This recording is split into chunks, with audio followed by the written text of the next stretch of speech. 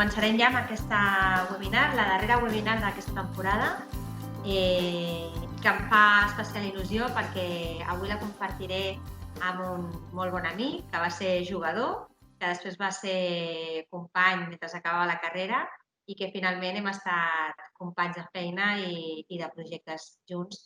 Ell és el Marc Arnau, ell és fisioterapeuta, ha estat treballant al Baxi Manresa durant 2 temporades, quan van pujar a ACB, i també ha estat treballant amb seleccions nacionals, amb l'equip de 3x3, i actualment, durant aquests 2 últims anys, també ha estat treballant en categories inferiors de clubs de Mataró, de bàsquet, i amb jugadors professionals i semiprofessionals i jugadores, tant de Lliga LEB com de Lliga Endesa, Lliga Femenina. Benvingut, Marc, i bona tarda. Moltes gràcies, bona tarda. Dir-te que a mi també em fa especial il·lusió i que espero que passem una bona estona. Doncs sí, a més avui serà una webinar un pèl diferent a les altres que hem anat fent els dimecres i serà molt pràctica. De fet, el que volem és donar consells pràctics i hem escollit inicialment 2 lesions, que seran les lesions de turmell i les lesions d'espatlla. I el Marc ens ha preparat una sèrie d'exercicis que comentarem i podrem després debatre una mica com realitzar-los, amb els recursos dels clubs, etc. Abans de tot, comentar-vos, ja ho sabeu, apaguem els micros, apaguem les càmeres.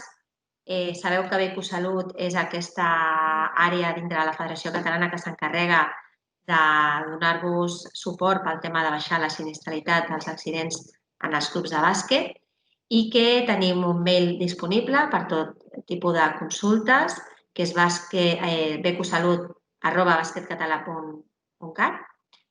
Ja us ho posaran els meus companys també en el xat, i que aquesta webinar serà gravada. Per tant, quan acabem tot aquest recull de webinars, que avui és l'últim dia, a partir del mes de juliol tindreu disponibles totes les webinars que hem estat fent durant tots aquests 2 mesos, maig i juny.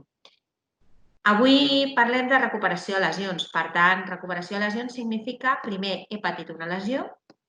Al bàsquet, com ja vam parlar amb el Jordi Padrós, una de les lesions importants seria l'esguinç de turmell, i aquest el deixarem per final, però una de les lesions que sí que és veritat que no és tan freqüent i que hauria de ser potser una lesió que és freqüent pel tipus de gest esportiu, però efectivament, afortunadament també per el que és el seu risc, la inestabilitat escapulohumeral, que seria aquesta inestabilitat a tota la zona de l'espatlla, passa amb menys incidència, però sí que és cert que són lesions de molt llarga durada. Són lesions que en el moment que passa una primera subluxació o luxació d'espatlla o algun tipus de contusió en aquesta zona de l'espatlla, doncs ens podem trobar un desordre ja a nivell musculotendinós com lligamentós dintre d'aquesta articulació, i això genera un espai d'entrada i sortida que en el bàsquet, entre el passe i el tir, sí que és cert que això s'agreuja.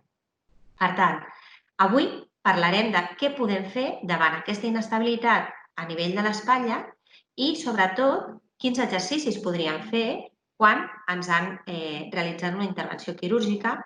Aquest any, per exemple, el Marc i jo hem estat treballant amb algunes d'aquest tipus de lesions, gent jove, gent que pot anar des dels 14 a 15 anys o gent ja més sènior, 18, 20, 22 anys, i jo crec que són exercicis que sí que és cert que, tot i que moltes vegades tenim un servei de fisioteràpia per part de la mútua, després de l'operació, etc., hi ha una sèrie de coses que podem també treballar nosaltres i coneixem què és el que no s'ha de fer, que al final és el més important, no? Per tant, Marc, ara compartiré la pantalla amb el vídeo i llavors, si tu vols comentar alguna cosa primer de tot, i ja quan em diguis poso el vídeo. Sí, no, molt ràpid. Són poquetes coses, però perquè la gent també entengui una mica el tema de la lesió. I jo també volia especificar una mica els temps de recuperació, una mica les fases de la lesió i què poder fer en cada fase quan es pateix aquesta lesió. El primer de tot és que la millor recuperació és una bona prevenció. És a dir, aquests exercicis que tenim, com tu deies, potser ja no hem d'esperar fins i tot a la recuperació postquirúrgica, sinó que són exercicis que nosaltres ens faran en períodes, per exemple, postconfinament, períodes de pretemporada i períodes de post-Nadal on els jugadors han estat una sèrie de dies parats i sense fer aquests mecanismes que puguin entrar en to perquè després la lesió no arribi. Crec que la millor recuperació és una bona prevenció. Llavors, aquesta inestabilitat, com tu deies, Sílvia, pot venir donada per dues coses. Una que pot ser sense traumatisme, sense cop, gent que ja té una inestabilitat o una laxitud molt gran i per desajustos o coses que en aquell moment no estan funcionant bé, pugui sortir l'espatlla.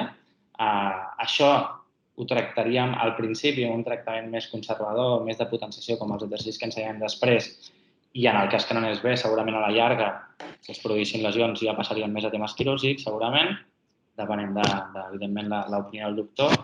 I després podríem parlar que és els mecanismes que més ens trobem a nivell traumàtic. No? Per exemple, quan el jugador està passant un bloc directe i s'enganxa amb el piorant i se li queda l'espatlla enganxada, o quan estàs lluitant una pilota i enganxes el braç i te'l tiren cap a l'altre costat, que sents aquesta entrada i sortida. Quan passa aquesta entrada i sortida, normalment hi ha una lesió.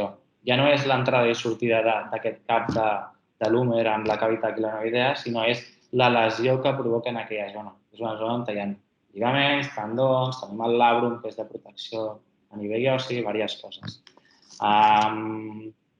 I després tenir molt en compte la genètica de cada individu. És a dir, al final, la meva laxitud no és la mateixa laxitud que la de la Sílvia ni la del nostre jugador. Llavors, hem d'entendre genèticament també el jugador i que una laxitud més gran no té per què ser una laxitud patològica. Al final hauríem de comparar bilateralment com està el jugador i entendre els mecanismes lesionals. Llavors, per últim, Sílvia, les fases, ràpidament, les fases una mica de recuperació, llavors ja passem a l'exercici.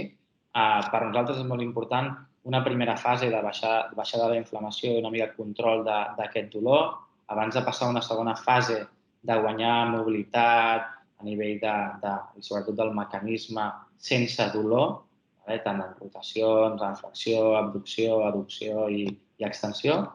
I una fase 3, que ja començaríem a treballar aquests petits gestos, molt petits i molt reduïts, amb força, que el jugador ho tolerés i no tingués dolor.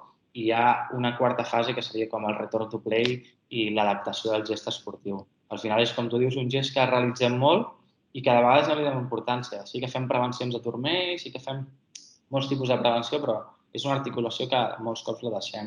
Si no és que tenim un problema, la deixem una mica de banda. No m'enrotllo més. Si vols, em puguis passar el vídeo. Vaig a compartir. Perfecte. Vaig parlant una mica sobre. Si em vols tallar, Sílvia, i explicar alguna cosa, també, genial. És un exercici molt senzill.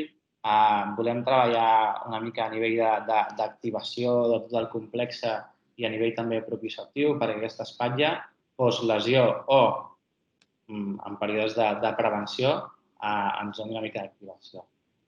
Tant la fem a nivell frontal com a nivell lateral per activacions d'uns complexes o d'uns altres i simplement és exercici senzill que ens dona molta informació i que al final el que volem és que aquesta espatlla tingui, que aquest ombro-espatlla tingui una estabilitat. Aquest és el segon exercici. És un palet més complex i, si us fixeu, intentem ficar els braços a l'altura de les espatlles, és a dir, obrint un palet la goma, ja activant certa musculatura per després pujar i baixar. Aquí no es veu perquè no està al darrere, però el tema de les escàpules és superimportant. Tenim un control escapular molt gran, tota la musculatura intraescapular, rodons, infra, supra i subescapular són vitals perquè aquesta espatlla estigui estable. Un exercici més d'inestabilitat. Aquí no es veu, però està el nostre preparador físic del centre que està amb la goma i ens està donant, en aquest cas, un pèl d'inestabilitat i força pel costat dret i el jugador ha de lluitar una mica contra aquesta resistència. Al final són exercicis molt senzills que els podem fer sols o acompanyats del preparador físic del club i són molt enriquidors. En aquest com veieu, fixem bé el colze per fer un treball de rotacions. Normalment, quan tenim una lesió a nivell d'exercicis de rotació, són el que al jugador li costa més i són més dolorosos. Per tant, és imprescindible a nivell de musculatura que estigui preparada que aquests exercicis siguin el dia a dia d'aquesta gent, no? O sigui, sabem que el jugador ja té una laxitud bastant gran, això ha de ser el preentrenament de cada dia.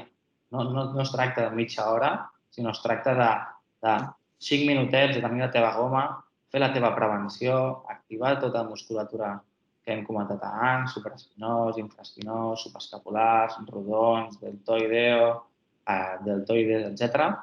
I ja et dic, al final és una goma, 4 moviments, tenir-los controlats i estar preparat per després d'aquesta espatlla, si no tenim cap traumatisme que no els podem evitar, no tingui aquesta facilitat tant de sortir. Llavors, farem diversos exercicis. Jo sempre he dit que aquests exercicis és agafar una goma i inventar qualsevol moviment amb una mica de sentit biomecànic i és totalment útil. Una cosa, en els casos que, per exemple, estiguem davant d'una lesió d'una inserció del labrum, que sí que ens han insertat el labrum, el que heu de tenir molt en compte sempre és que els exercicis de rotació seran els últims en introduir, perquè el que hem fet precisament és anclar tot això. Llavors, ara estem veient una sèrie, bueno, aquest precisament no, però la resta que hem vist són bastant isomètrics, exacte, no treballen la rotació o la treballen molt controlada i fins i tot aquí t'afegiria que a les primeres fases es podria anclar el cap de l'húmer amb l'altra mà per treballar més purament l'articulació. Totalment. Al final, Sílvia, també depèn de la lesió que tingui el jugador, no? Estem parlant, clar, dintre de l'espatlla, clar, podem tenir un munt de lesions, no? A nivell de l'àbrum, depèn de la part del l'àbrum que estigui afectada, haurem de treballar d'una manera o d'una altra. Si el tendó de bíceps també està afectat, la seva inserció també haurem de treballar d'una altra manera. Si tenim un problema de rotadors, no? Tan comunes, aquests dolors d'ombro de la part frontal que et donen molts problemes i que al final treballant a nivell d'escàpula canvia moltíssim, no? Doncs, clar, depèn de la lesió. Jo penso que l'espatlla, per mi, com a professional, és una de les articulacions més complicades i bueno, al final és tenir una mica uns patrons de seguida, dir, treballo d'aquesta manera, em funciona, segueixo per aquest camí, o si no, i és que l'espatlla per mi és l'articulació on més mals de caps ens pot donar. Però al final era, jo crec que aconseguir 5-6 exercicis bàsics per poder treballar la inestabilitat d'un jugador de formació, que crec que en les edats de... L'altre dia llegia un article que en nanos de menys de 18 anys que pateixen una subluxació o luxació tenen un 90% de possibilitats de tornar a patir en un futur una luxació o subluxació. I crec que és un percentatge elevadíssim que fent 4 cosetes bàsiques al dia a dia, al final entrenem 3 dies, tampoc ens suposa un gran esforç, podem fer que aquest jugador en el futur tingui més qualitat de moviment, més rang de moviment, el pugui fer el mecanisme, el gest esportiu molt millor i molt més segur. Vale.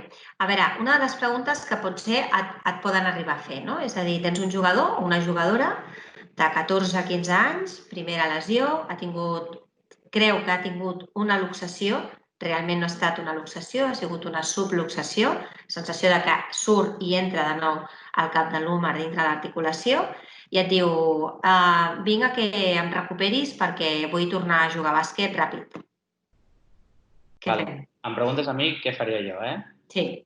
Jo el primer faria una exploració amb la doctora que tinc la sort de treballar i faríem una exploració, a veure com està l'articulació a nivell de mobilitat, a nivell de dolor, quan apareix el dolor, faríem totes les proves i tests que els fisios i els metges realitzem i en el cas de que jo encara no estigués segur, evidentment el portaria a fer una prova d'imatge, en aquest cas una ressonància, per veure, per mi, el més important és veure si aquest labrum ha estat o no ha estat tocat i a nivell tendinós, lligamentós, si tenim alguna lesió important.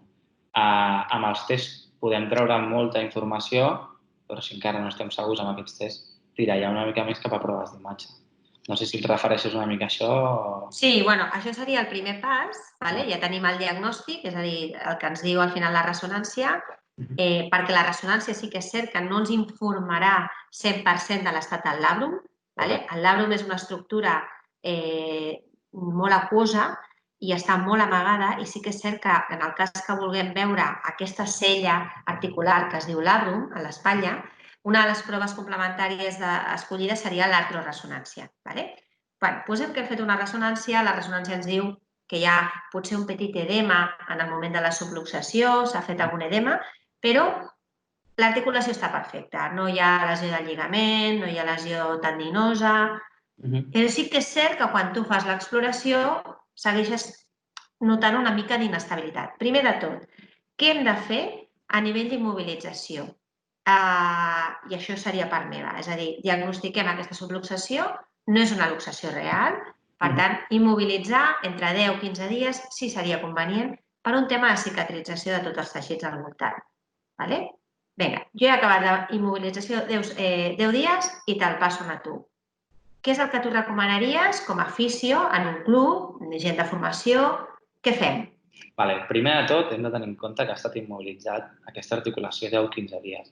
És una articulació que té un rang de mobilitat molt gran. Llavors, immobilitzar una articulació, no? Com tu dius, abans s'immobilitzar molt de temps, ara intentem el mínim possible i anar, entre cometes, al moviment més ràpid. Jo el primer que faria quan aquesta persona m'arribés després d'això seria, evidentment, tornar a començar tots els patrons de moviment normals del cos. És a dir, començaríem amb els patrons més senzills, com tu has dit abans, no?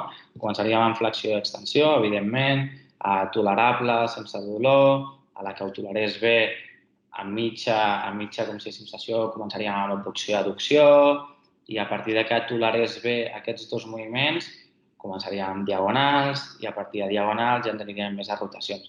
El primer pas, mobilitat. Mobilitat baixant, tinguent en compte de si té molta inflamació, si té líquid, si hi ha derrame, si hi ha hematoma, controlar tot això. Que no tenim tot això, passaríem a mobilitat.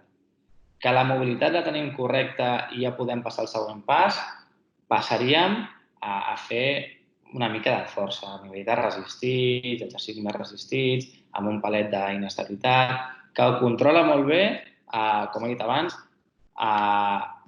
el tiraríem a exercicis un pèl més complicats, potser com els que hem ficat en el vídeo, i com a última cosa seria readaptar-lo al gest esportiu, que crec que una de les figures que últimament està ja molt en marxa i ho trobo superpositiu és el readaptador esportiu.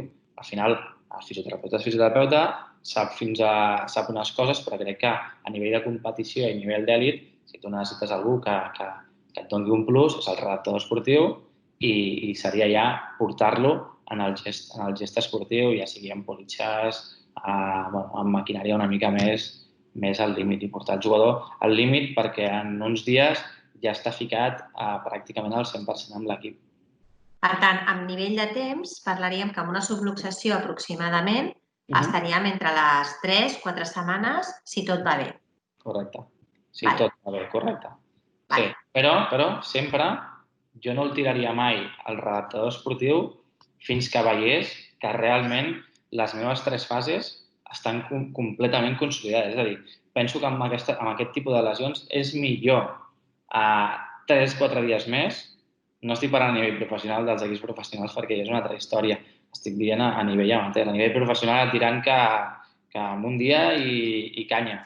Bueno, que estigui bé. Llavors, crec que a nivell de formacions ho podem permetre.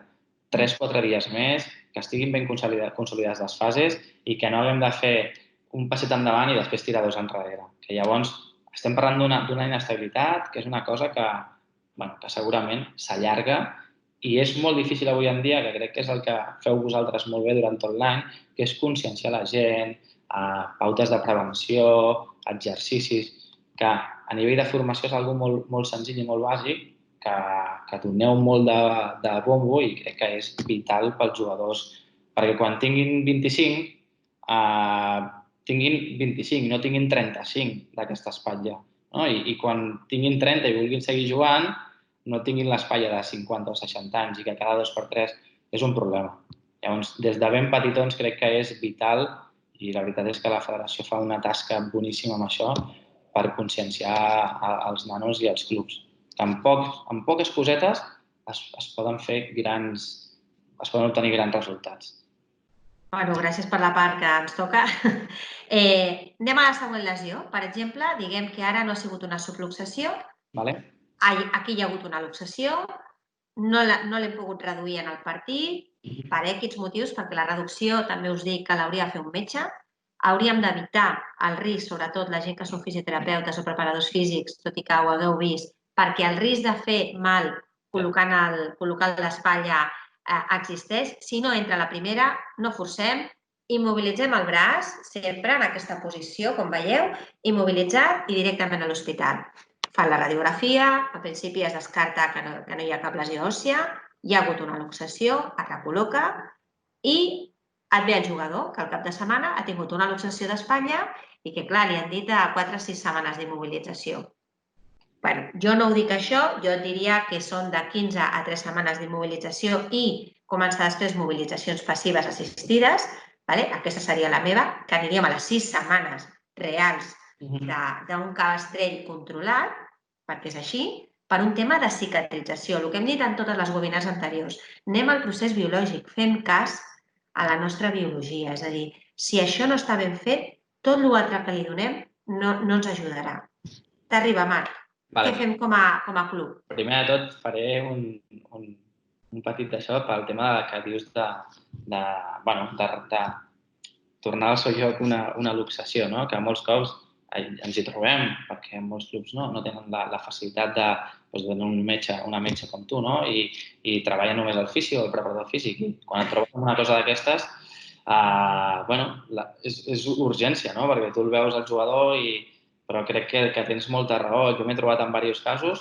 Per sort, jo he pogut treballar molts anys al teu costat i hi ha algunes cosetes que sí que he pogut controlar, però crec que l'important és, si s'intenta, no forçar-ho, perquè forçant-ho podem provocar una gran destrossa. Llavors ja sí que ja no hi ha marxa enrere. I volia dir això perquè ens hi hem trobat molts cops. Què faria jo? Primer de tot, si a mi m'arriba i el nano o el pacient m'explica qualsevol cosa, el primer que faré és demanar les proves per jo poder-les veure i poder veure realment què és el que hi ha. El més important és saber el que ha passat a dintre, no? Com tu dius, fisiològicament o biològicament o biomecànicament, saber el gest i saber què hi ha passat allà dintre, perquè pot ser una luxació i que per sort hi hagi hagut poca destrossa o una luxació i que haguem tingut a dintre diverses lesions. Llavors, m'agradaria primer saber què tindríem dintre i a partir d'allà el primer procés, com tu dius, és la immobilització de les setmanes que el doctor consideri, perquè és al final el que en aquest aspecte controla més els tempos, però crec que encara que estigui mobilitzat aquesta persona pot començar a fer molts treballs.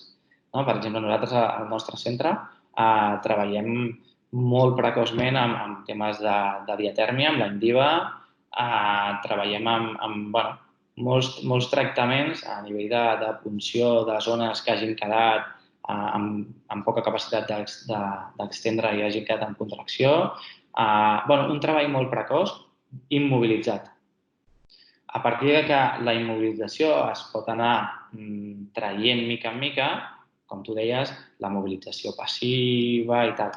Jo crec que a partir d'aquí s'allarguen una mica els processos a nivell de tempo, però no deixarem de treballar similar al que hem dit anteriorment, però respectant els temps. És a dir, si els temps d'abans amb una subluxació eren molt més curts, ara hem de tenir clar que ha sigut una luxació i que a dins segurament tenim lesions. Llavors, depenent de quines lesions tinguem, haurem de tirar més cap a un costat o cap a un altre.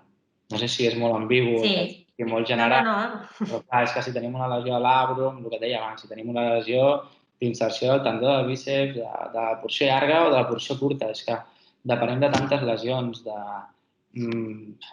lligaments, és que tenim moltes cosetes que tiraríem cap a molts costats diferents. I tinguem en compte quina acció fa aquest lligament o aquest fascicle de lligament o quina acció fa aquest fascicle de tendó o quina part del labrum hem trencat luxant, més part interna, més part externa, més... Clar, depenent d'això haurem de jugar després amb la recuperació. És vital. Totes les luxacions anteriors no es pot fer la mateixa recuperació. És personalitzar. Cada un se li ha de donar el que ell necessiti exactament. Ens hem trobat amb luxacions anteriors que la recuperació, perquè la zona de lesió és molt diferent en fases inicials. Després, a mesura que es van avançant les fases, ja tot es va ficant més o menys igual, però és que al principi pot ser bastant diferent. Una pauta general sí, però clar, és que depèn d'on tinguem la lesió real.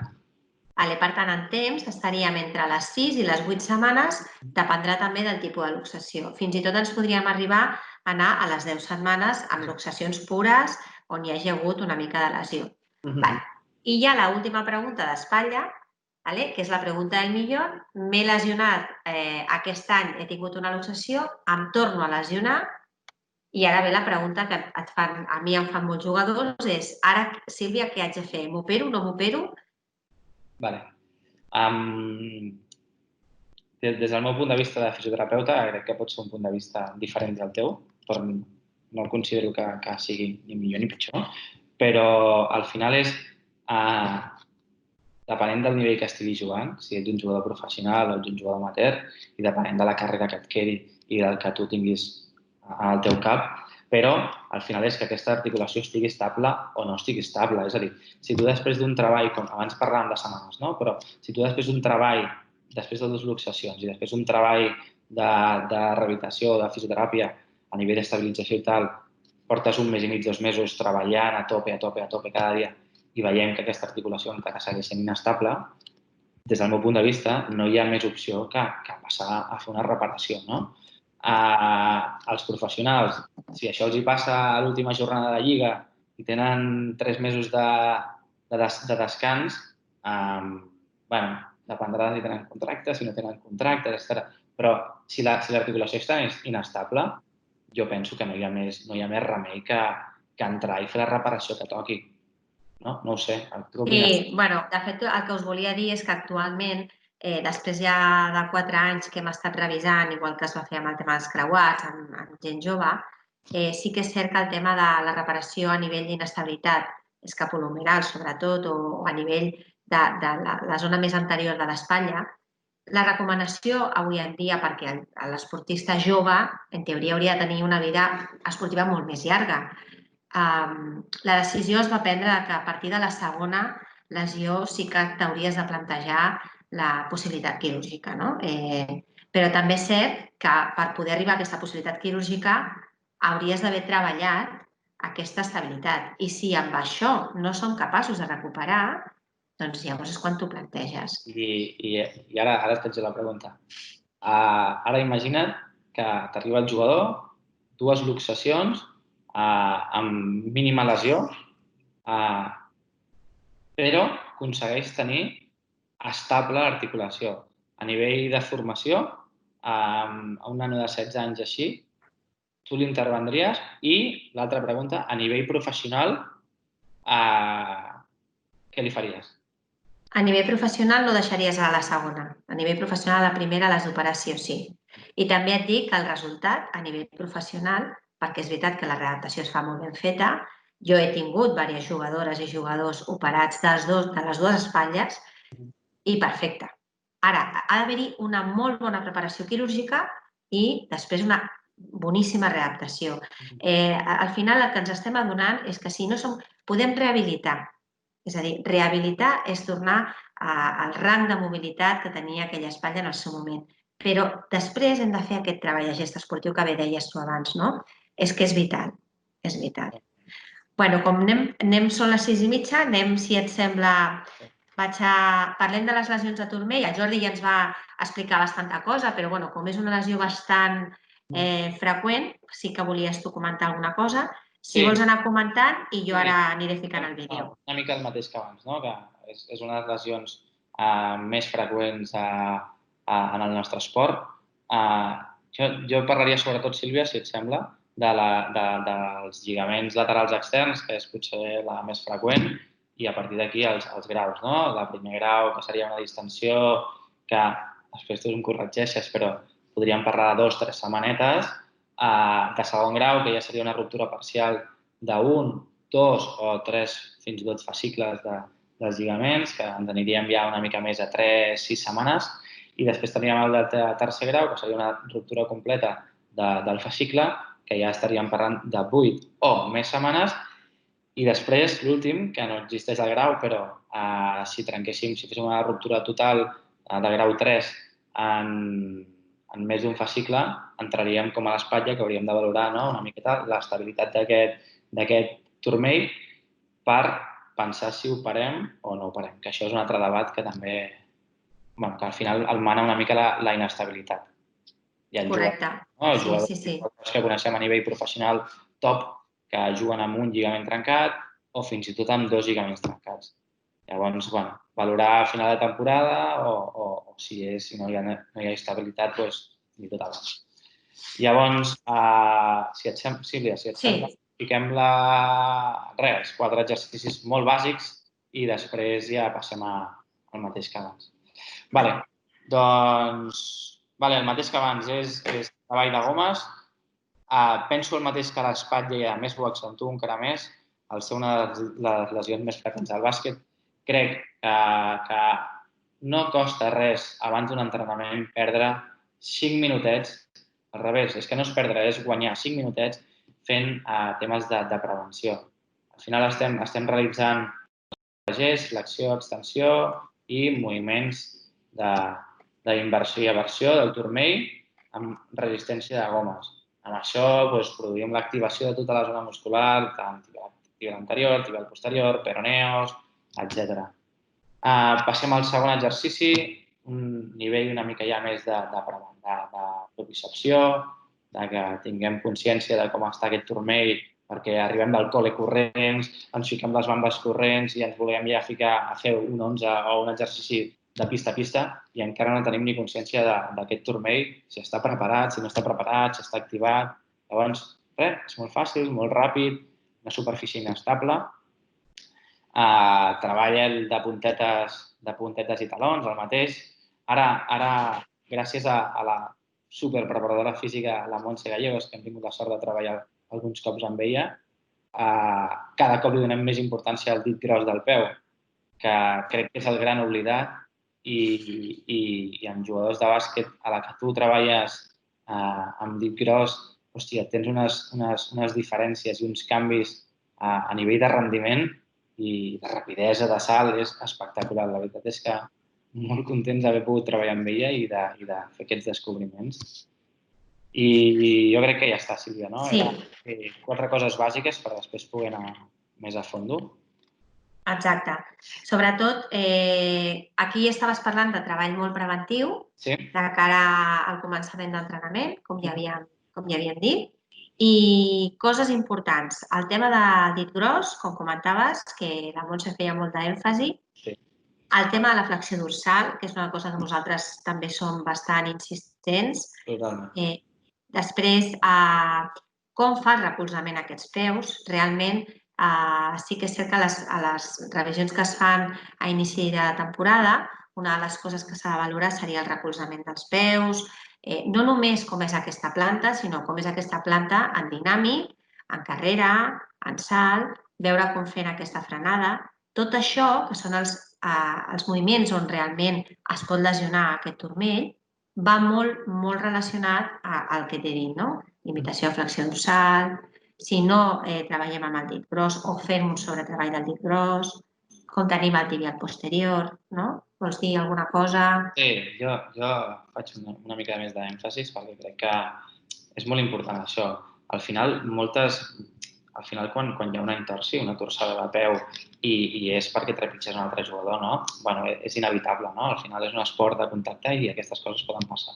Però crec que podríem evitar un gran número de lesions per mals recolzaments, per falta de mobilitat als turmells, per falta d'activacions, per falta de propiocepció, per falta de prevenció, que al final som capaços de comprar-nos les últimes bambes del LeBron James que valen 200 euros, però no som capaços de fer-nos un estudi de la marxa amb necessitat o no necessitat de fer plantilles, de canviar els nostres recolzaments, però al final no és gastar diners en salut, és invertir diners i prevenir pròximes lesions en un futur. No? Això jo crec que on ho podem veure més és a nivell professional, no? Quan ja arriben a ser professionals i malauradament tenen molts dèficits i donen molta feina per coses que si dius, hosti, és que si aquest jugador hagués treballat quan tenia 15 anys mobilitat de turmell, hosti, és que ens donen molta feina a camilla o molta feina al preparador físic que ens estalviaríem. I això crec que és una cosa bàsica que, repeteixo, ja sé que faig molta publicitat, però que la Federació Catalana dona moltes eines i molts recursos perquè a nivell de formació els clubs puguin ficar-se una mica en marxa i donar una mica de canya per al futur d'aquests jugadors. Però ja no només els que arribin i tinguin la sort d'arribar a nivell professional, sinó tots, que quan tu tinguis 34 anys i facis una entrada, no pot ser que et quedis clavat, no? Per una falta d'activació o per una falta de mobilitat a nivell de flexió dorsal. Llavors, crec que és vital aquestes petites coses, no? Si vols, passem a... Bueno, digues, Sílvia. No, res, més que res, concretar una mica que hem dit de l'espatlla, sobretot fer un petit rebull, ens queden 5 minuts. Sí. Ja sé que estàs ahí en tu salsa, però, bueno, sobretot recordar la importància, primer de tot, quan tenim els nostres jugadors, fer aquestes valoracions a pretemporada, fer aquestes valoracions d'ells per saber quins són els dèficits, fer un treball específic a nivell preventiu, com dèiem sempre, veure si hi ha inestabilitats a nivell de l'espatlla o del turmell, treballar-les. Si hi ha una falta de força en el turmell, treballar-ho. Si hi ha una falta d'activació, treballar-ho, és a dir, prevenir, perquè el resultat sempre vindrà. És a dir, el problema de la prevenció moltes vegades és que no veiem el resultat directe, perquè si no ens lesionem és com que no ha passat nada, no? I si passa, t'ha passat que no t'ha passat res perquè has treballat perquè això no passi. I el que deies abans del tema de que quan arribi als 34 anys, precisament el dimecres vam tenir una xerrada parlant del bàsquet veterà. I una de les coses que efectivament falta i que te n'adones quan una persona ha estat amb un alt nivell o un altre que va de petxanga és aquesta preparació en l'entrenament o en el partit. I aquesta recuperació posterior de la musculatura després d'haver fet un esforç, no? No sé, si vols afegir alguna lesió més ràpida de 3 minuts. No, més que res, ràpidament, a veure si arribo. El tema quan tenim un entorn, no una lesió de lligament, que abans parlàvem dels graus, però què poder fer el més ràpid possible, no? Al final nosaltres, per exemple, al nostre centre, si els podem agafar els pacients o els jugadors a les 24 hores, a les 24 hores ja pots començar a treballar, ja pots començar a drenar tot el líquid, ja pots començar a treballar a molts nivells, a nivell de fàscies, a nivell de tota la musculatura que està al voltant. Podem fer molts tipus de treball. Abans de... Sempre ens centrem molt, no?, en pretemporades, treballar força, no? Però potser és un bon moment per guanyar mobilitats, treballar dèficits, per després treballar força i ja estabilitzar tot el conjunt. Una miqueta això. És que m'enrotllaria molt, però no acabaríem mai. No, però bueno, al principal, les idees que a tu t'agradaria que quedessin clares, quines són del que hem parlat avui? Vale, faig frases claus. La millor recuperació és una bona prevenció. Crec que aquesta frase ens l'hauríem de gravar tots. I tot el que treballis avui t'ho emportaràs per demà a nivell d'exercici, no? Hòstia, una espatlla que sigui inestable, tot el que treballi avui, segurament d'aquí 2 anys, t'ho emportaràs això i segurament aquesta espatlla treballarà diferent. Tant a nivell d'espatlla com a nivell de turmell. Crec que en aquest sentit podem parlar de coses molt semblants. Jo em quedaria amb aquesta frase. El més important que m'agradaria que la gent es quedés, que hem de donar-li un pèl més d'importància a tot el tema preventiu i educar els jugadors perquè en un futur, el que tu dius, la diferència, no? Quan veus un jugador que es dedica a això, veus que arriba mitja hora 3/4 abans, treballa els seus dèficits, tal. Hòstia, això és meravellós, però és que els jugadors de formació també tenen molts dèficits. I, en canvi, hi ha pocs clubs més professionalitzats, no?, que sí que ho treballen, però els altres crec que hauríem de fer un pensament de, al final, per baixar també la sinistralitat, no?, que era un problema de la federació de fa uns quants anys, i bueno, donar una volta en aquest sentit. Doncs moltíssimes gràcies, Marc, pel teu temps. Dir-vos que si teniu preguntes, com ja hem dit abans, becusalut@basketcatalà.cat. Avui donem per finalitzades les nostres webinars, que això ha sigut una de les idees que han sorgit arrel del confinament i aquesta nova normalitat. Potser per nosaltres serà una nova normalitat de comunicar-vos tot el que anem treballant i pautes de redactació. Han sorgit molts temes interessants. També us diem, sisplau, ompliu aquesta enquesta que us han passat els meus companys també per donar-nos idees. I bé, has parlat de l'espatlla, així que et tirarem algú perquè puguem fer alguna pauta senzilla, una infografia, alguna cosa que ens ajudis de cara a la prevenció d'aquestes inestabilitats a nivell escapulohumeral, Marc. Genial, doncs així serà. Molt bé. Doncs moltes gràcies a tots, bona tarda, que passeu bon cap de setmana i ja pensant en la revetlla de Sant Joan i sobretot, i això com a metge jo us ho haig de dir perquè és la meva feina, seguim protegint-nos, això no s'ha acabat, seguim mantenint la seguretat i tot que ara ja estamos en la represa, ens recordem-nos d'aquests 3 mesos que hem passat. Moltes gràcies i bona tarda. Bona tarda.